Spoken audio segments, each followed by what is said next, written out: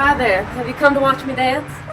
Should have known. That's never why you're here. Come on in. I'm going to very quickly lay out the goals for this video. 1, dehoard my clutter. 2, clean the whole dang house. And 3, drop the accent. 4, turn this unfinished room in my house into my dream dressing room / sitting room. So if you've been around for a while, maybe you saw my video a few years ago where I decluttered my old bedroom at my dad's house. And if you watched the end of that video, you likely heard me say, have you come to watch me dance? No, after that. I actually just threw everything under my bed. Yeah, don't get me wrong, I threw away a lot, but there was a lot more that I did not have the energy to deal with. A lot has changed since then. I moved into an RV, then a medium-sized house, and there was an episode we won't get into. But I ended up in this house. And through it all, there has been one constant. My hoard. It's followed me everywhere, hung around my neck like an albatross. And that's not a good thing, because I don't even know what an albatross is. Now I have the insane privilege of having a big house, thanks in large part to you guys, and also to super cheap Midwest small town prices. But even in a house this size, I need to curb my accumulation of stuff, because I want to fill this house with kids someday, and I want them to have more than 3 square feet of their own. Yes, I got this house with the intention of having a family someday, even though I was single at the time of purchase. But it's like the chick who built the Colosseum said, if you build it, they will come. And dehoarding is necessary for several other reasons, like happiness, getting to gloat about how tidy you are, comfort, and being able to find things. I hate when I can't find things. I lost my pet snake 10 years ago, and I've been uncomfortable ever since. So, Chapter 1, Dehoarding. Stuff is prison. And I wish to be free-ish. But to back up just a tad, one of the first things I had to tackle was cleaning out my New York apartment. It was a little sad. Now, you didn't see much of me in it, partially because there were a couple different people who needed to live there at different times, but also because I spent most of my time there editing as opposed to filming things. And while it's possible I signed the lease in a pharmacologically induced manic episode due to some misunderstandings between doctors and pharmacists, I still greatly enjoyed this apartment, and it was sad to say goodbye. And upon bringing the load back to Ohio, I had to sort through the overwhelming amount of stuff, some of which I think was left behind by someone I sublet to because I definitely did not purchase crunchy, chili onion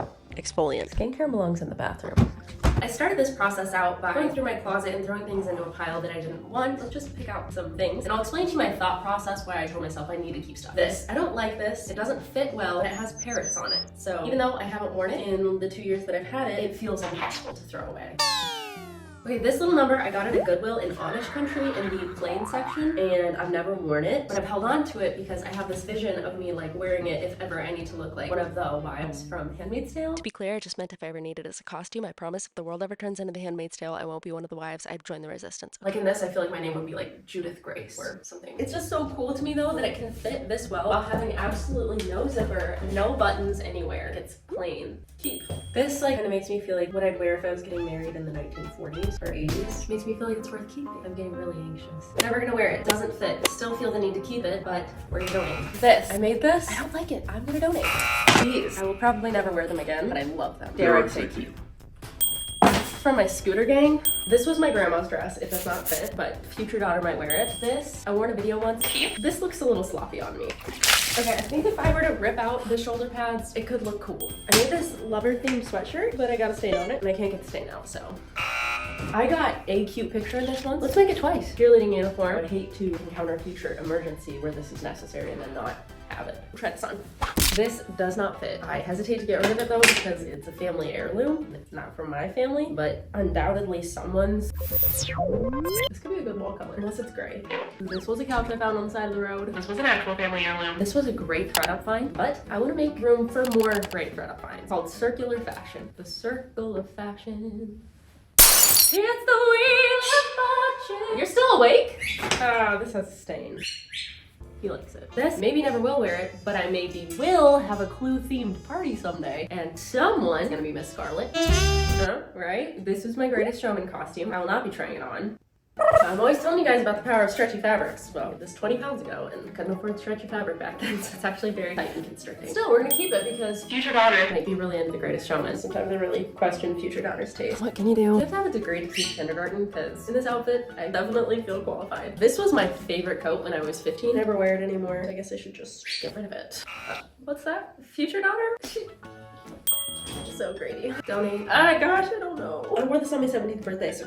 Do I have 2 of this? Here's my #1 dehoarding hack for you. Get help. If you live alone, maybe reach out to your social media followers. Something about faceless strangers telling you they don't like something makes it really easy to donate. But also maybe run this advice by your therapist first. After a long and mentally exhausting day of sorting, I decompressed by hanging out with my mom. If I get dementia someday, will you buy me one of these? Why? So that I can pretend like it's you. I guess I could barter, yeah. Mike and Micarah. Now, my mom does not have dementia, but she does prepare for it because her memory is already not on a great trajectory. Like if she's driving somewhere, even somewhere she's been many times before, we all have to pitch in to keep her on course. But I digress. My actual #1 de-hoarding tip is to have a girls' night. Invite all your pals over, and when they arrive, have an area set up like a free boutique. Have them take whatever they'd like, then pack up what's left and send it off to no man's land, aka ThredUp and Goodwill. This seems like a great opportunity to thank ThredUp for sponsoring this video, and for existing, because without the secondhand market, all of this would end up in a landfill. These ThredUp clean-out kits are the easiest way to clean out your closet and give your clothes a second life. All you gotta do is order a bag, fill it up, and send it back. ThredUp handles the rest. Items that sell will earn you cash or credit, and anything that doesn't will be recycled, leaving you room to buy a couple fresh pieces. And shopping secondhand has never been easier than with ThredUp. In fact, that's where I got this snazzy little outfit. I love pairing this cider bodysuit with this Zara skirt. Whoops, I meant to say skirt. It's the perfect outfit to water plants in. Although that's not water, that's spray cleaner, and those plants are fake. I'm equally enthralled by this cider top. Originally $38, but I paid just $17.99. And these super comfy Zara heels, originally estimated to be $53, but I paid just $21.99. My outfit brings all the hints to the yard, and they're like, is this copyright infringement? I bought this shirt because it was $7 and I thought it was really ironic. I bought these universal thread overalls though because I knew I'd be redoing a floor in this video and pulling a lot of weeds this summer. And look at how much you don't see a plumber's crack in these. Overalls are like my new favorite thing. You need overalls. These ones might be my favorite. They're my mowing overalls. So thrift more, waste less by heading on over to ThredUp and shopping for whatever it is you need this summer. Overalls. And use my code Micarah for 35% off and free shipping on your first order. Thanks ThredUp. And now for an April Fool's tradition. It's the evening of March 31st, the one time of the year that we use the spare key on Dad's house. Right there. Gentle viewer, I pray you are not too concerned with the heckish state of my father's ratchet kitchen, for he hath stripped it down to the bones in an effort to perform a complete renovation. And fateful thing he did too, because in doing so he came upon a most startling discovery that solved a decades-old mystery. 1 decade. You're not going to believe this. I was taking off some more of this plaster that I found up here. It was none other than the companion of my teenhood, Sterling Cooper Draper Price Holloway Tewers, long mummified in a peaceful S shape. How he got into there, I really don't know, but I guess I will save that for you. To be honest, it was extremely saddening at first to realize he'd been so close that whole time and I could have saved him had I only known. But now I'm honestly just so grateful to have closure that I never thought I'd get. Rest in peace, Sterling. I hope snakes go to heaven. But honestly, having read the Bible, it doesn't look promising for you. This is me making one final pass through the pile of potential donations. I just cleaned out an old purse, and I have several dollar bills, which I'm going to disperse into the pockets of the pants that I'm donating. With the coins, I'm going to save because there's a game I love playing with coins. I ask people this question all the time. I have a coin. I haven't looked at the year on the coin. I have a question for you. Would you rather your entire immediate family cease to exist? They get Thanos, just flip, or everyone born the year that is on this quarter, which is Santa? Dad, what do you choose? Yes. My family? Rather than kill, like... Not kill, they just don't exist anymore. If you'd rather, I'll just say the folks from that year. Okay, everybody out there make their decision. Let's see what year it is. 1989. You've killed Taylor Swift. And Landon. As we learned with my snake, the act of cleaning often brings about a reunion with items long lost. Sometimes you and that item pick up where you left off and you resume using it. Garlic powder. Been looking for that. Other times, the discovery merely brings closure. I believe this is bread and butter. Dad, do you want this? After nearly a month of vigilant, non-stop, grueling procrastination, the room was finally cleared out.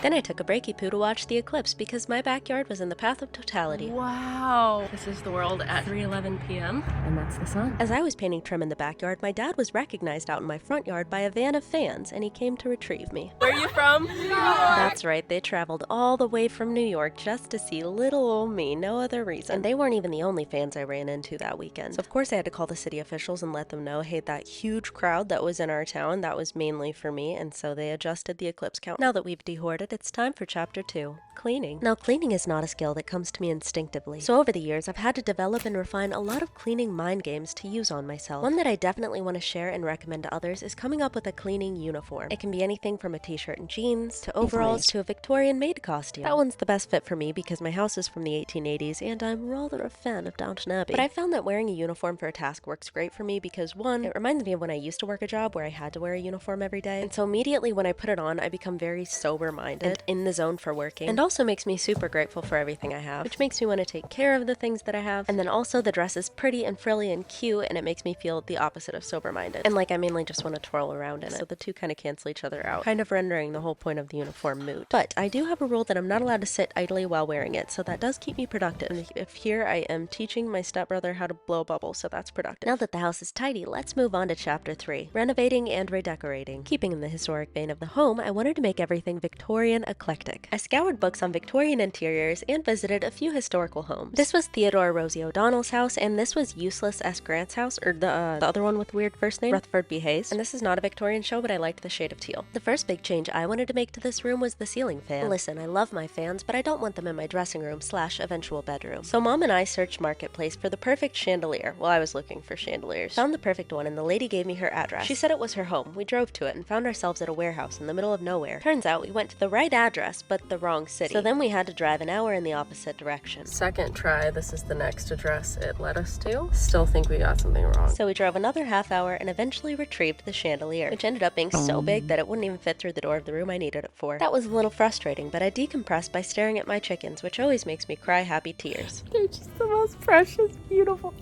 So the first thing I actually ended up doing to the room was priming the navy wall. I wanted to add giant trim boxes. We tried to use a laser level, but after ducking through it a few times, I remembered I don't even like the Mission Impossible movies. So I took some outfit selfies instead. Then my cousin came over to have her prom dress altered, and when I returned upstairs, I found the wall littered with penciled-in boxes. Amazing, the things that just fall into place when you leave the room. Thank you, Dad. After some taping and patching, it was time to buy the paint. I landed on the Sherwin-Williams color Lagoon. I ordered 1 gallon of their Ovulation Plus, then got carried away purchasing unnecessary gimmicky things. Look, all these gimmicks. I love gimmicks. These dice don't have anything on them. I'm fascinated. So biblical. There are things in the Bible. This is true. Upon returning to my large hovel, I edged the walls with paint, then gave the windows a glow-up with some Amazon decals and some old dress draping tape, using an old comb and an eyeshadow stick to make sure everything was even. I was happy with the outcome and found this to be an important step, because you know what they say, windows are the eyes to the soul. I was obsessed with this wallpaper, but it was a little pricey, which is why we're only doing it in boxes. To cover the whole room would cost twice as much, and I did find historical reference for this. Remember all those trim pieces that I painted teal? No? Good. Well, hold that in your mind, because I accidentally got the idea to paint just one gold to see what it would look like, then slapped it on the old gram for a vote, and the people preferred gold. Here's some of the voters. Wow, they're famous now. You could be famous too if you follow me on Instagram. Per a suggestion, I also painted the edges of the baseboards and the doorways. I'm very suggestible, so be careful what you suggest to me. One time this kid who looked like Buzz told me I should crawl through a sewage pipe to find out where it came out, and so I did. And by the way, I mean Buzz from Home Alone, not Buzz Lightyear. If he looked like Buzz Lightyear, I would have moved into the sewage pipe. Just kidding. I don't have any feelings for Buzz Lightyear. I've only ever had a crush on 2 cartoon characters. One of them was obviously Prince Eric from The Little Mermaid, and if you can guess the other one, I will Venmo you $2. After a long day of hard work, sawing, stapling, and painting, I decompressed by watching Grandpa JJ and his mom rehearse their mother-son dance. Normally, I'd decompress by going on a run, but you can't go on a run around here this time of year. Creates too many warted tortillas, if you know what I mean. So this framed picture is only $25, but I need it to go up and down long ways. And while I do think that sideways landscapes are the next big thing, I'm not a huge fan of the colors, so I got this print. This is a print of a classic piece called Why Do My Fingertips Smell Like Such? By famed French artist Franz Le Bedonquidon. Just kidding, it's called. I found it on Amazon. Someone tell me what it's called. This shandy was $40 at Restore, and unlike this one, it actually fit through the doorway. However, anytime I have more than one option for something, I feel duty-bound to put it to an Instagram vote. So I did, while subtly wording it in a manner that gently guided the voter towards my point of view. Then after enough Micarahans had performed their civic duty, I had an answer. Now gaze upon your victor. So if anyone wants this giant chandelier, just let me know, and I will tell you that I already gave it away to my friend Chantel, who has a beautiful little daughter, Ariel. And look how talented she is. I don't want to lay flooring anymore. It's beautiful. After adeptly and dexterously hanging the chandelier, I turned to the father who bore me and said, "Hand me your phone." I wedged said phone between the medallion and a pencil, then grabbed a marker, and my father retorted, Real timber. I don't know. Might have been time. Alas, I had created a circle as perfectly round as the fabled planet Earth. Then I sacrificed my last dish sponge on the altar of opulence. Here's a joke I just came up with. What did the stamp do when a herd of angry buffalo came rushing towards it? The stamp peed. Now my number one tip when using red paint is make sure you wash your hands before interacting with other people. Right after this, my dad and I went to Lowe's and he was rushing me to the bathroom begging me to wash my hands because he thought I had like a strange old man's blood on my hands. And I was like, oh my gosh, Dad, no, it's just paint. And in his defense, I had just been wiping blood off of a stranger in the parking lot who happened to be an elderly gentleman. But none of it got on my hands. Painting this medallion took me forever, which gave me a lot of time to think about what I really wanted in my dream dressing room. And then I had a light bulb moment. In my dressing room, I needed a way to know what clothes looked like on me. And I was reminded of a thought that I had back when I was on my press tour, or back when I was at the wax museum. What does every celebrity do when they want to know what an outfit looks like on them? They put it on their wax figure. I needed a wax figure. Now, in a stroke of fate, it just so happens that there resides in my city a world-renowned sculptor of monsters, which doesn't relate, but what does relate is that he used to be a professional wax figure sculptor, and he worked on many Hollywood wax figures. Matthew McConaughey, Samuel L. Jackson, Halle Berry, and I do kind of look like Matthew McConaughey. So anyway, he is about to meet me here for a consultation. Introducing Dan Chudensky. Nice to see you. So what did you have in mind? Basically this. We're gonna have to take some measurements first. If I had more time, I would have come prepared, but we're just gonna have you... You measure things every time with real measuring tape. Yeah, the head one's pretty crucial.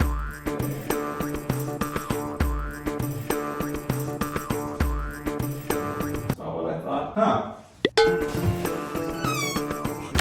Spin around. Bring it down. What's our timeline? Like 2 days. Yeah, I don't think that's gonna work. That stinks because I really need something in the corner where I can see what the clothes will look like on me, and I'm on a deadline. How about a mirror? This is why you should always consult with a professional. Thank you for your time. Make sure you check out Dan's work. Thank you very much.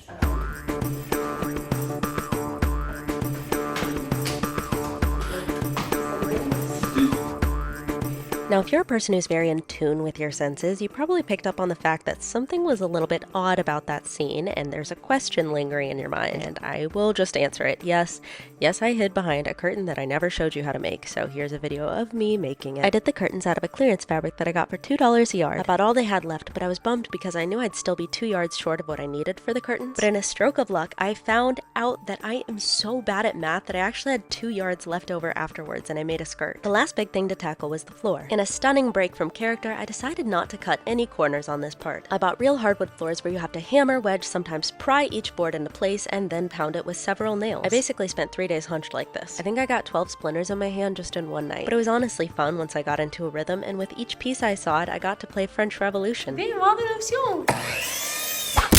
But while laying the floors, my thoughts drifted to the Victorian laborers, how hard they had to work to do things like laying floors, and how sickened they would be if they could see the owners of the 1980s ruining them by dousing them with carpet glue. Then I became irate as I visualized the owners of this house in the 2080s, ripping up all my hard work to install some sort of AI-powered LED floor or something. So I wrote them a strongly worded note and tucked it beneath one of the floorboards.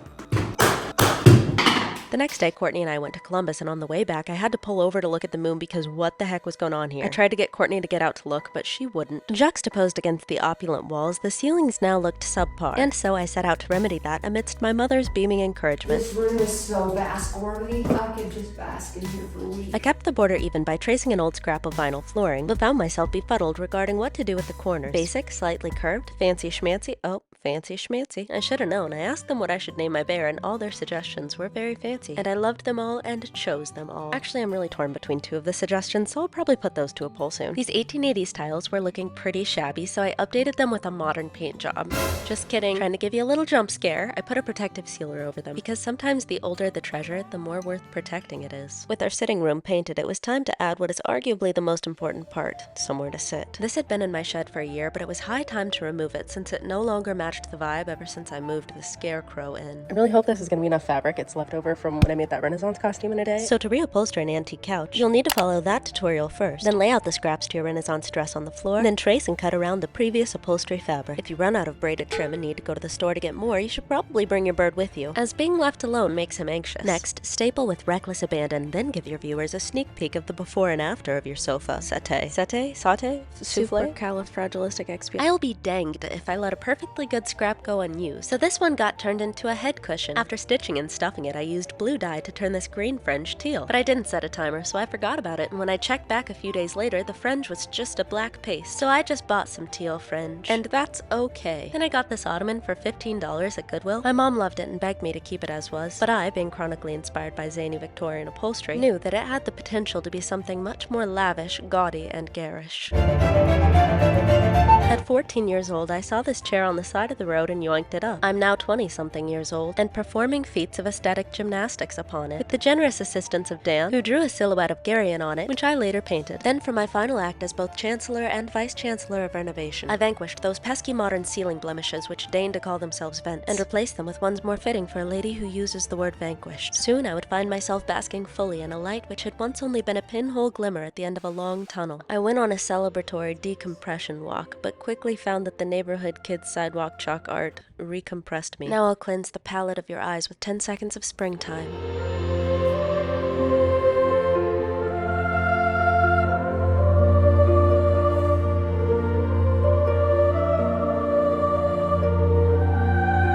I believe now you're primed to appreciate the grand reveal. Remember this disheveled heap of disarray? We'll bid it goodbye.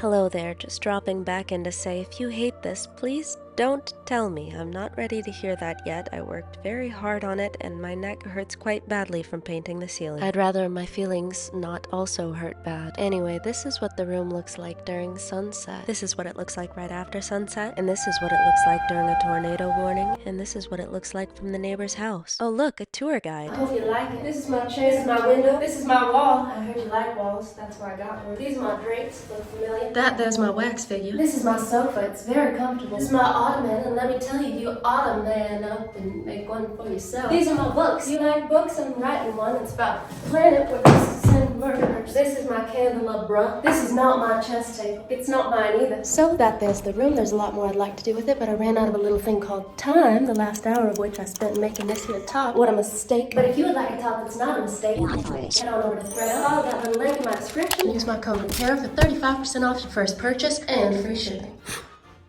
Take you over for you out. Okay, now my turn. And